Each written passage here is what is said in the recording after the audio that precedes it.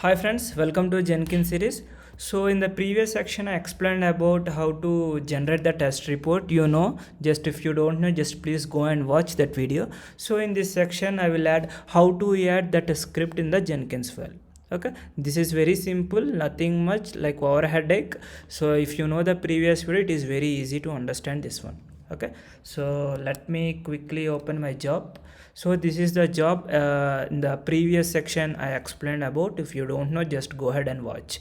Okay, so pipeline Jenkins, we need to change in the Jenkins file. Okay, let me go the Jenkins file. Okay, so this is the project we are working. So click on the Jenkins file. Okay, inside the Jenkins file, just edit here.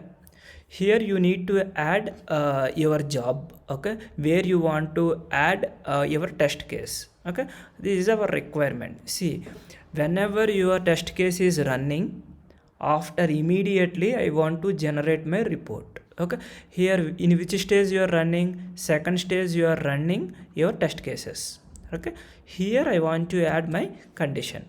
Okay, so if you, after immediate stage, if you want to run any condition, the pipeline syntax they are providing. If you don't know how to open, go here, uh, pipeline Jenkins syntax, just go and type, go for the official documentation.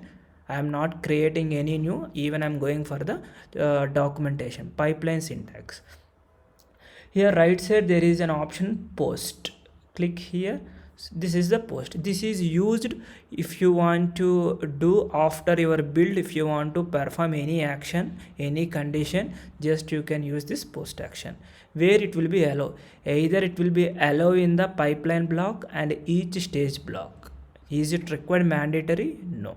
Now for us it is required, so they are saying always. Okay, come down here. This is the syntax.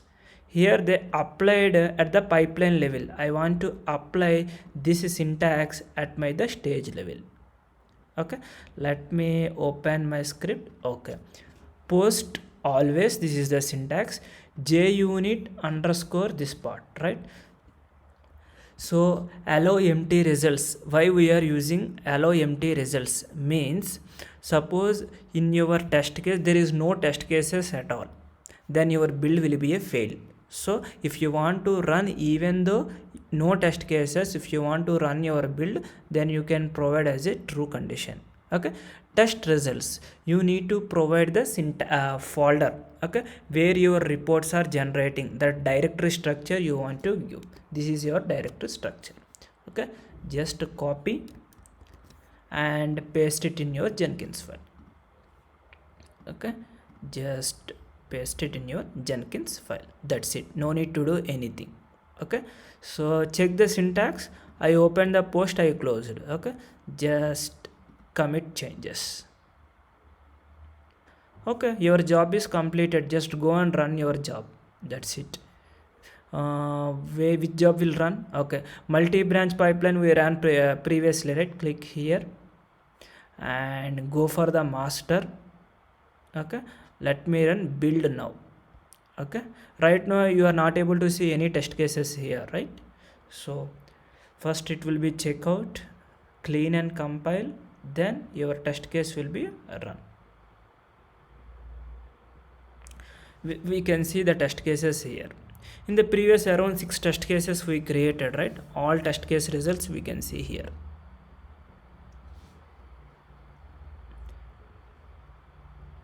It's running, just testing is completed, deploying and archiving. Okay,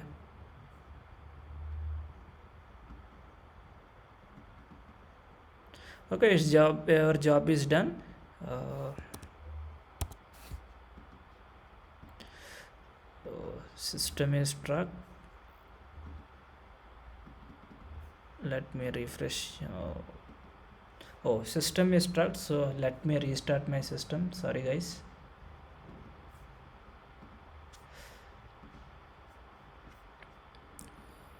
let me close my system. Your job is completed now. Okay, now if you click on the fifth build, you can see your test results. This is the way you already, if you watch my previous video, you, if build pipeline is true, how to see, you guys know. Okay, I will explain in the next section, like how to send emails, very interesting topic. So we'll see in the next tutorial. Thank you guys.